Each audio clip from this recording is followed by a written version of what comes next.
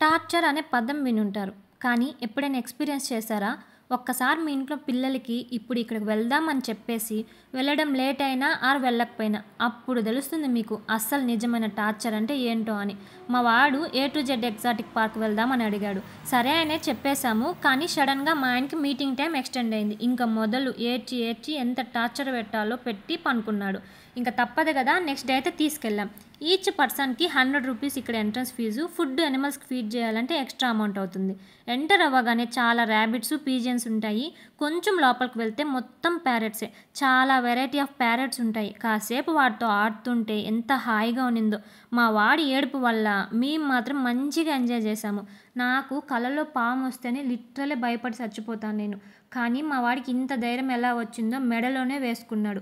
ఇక్కడికి లోపలికి వెళ్ళడమే తెలుస్తుందండి. టైం ఎంత అయింది, ఎలా అయింది అసలు నిజంగానే తెలీదు. మస్ట్ విజిట్ ప్లేస్ ఇది.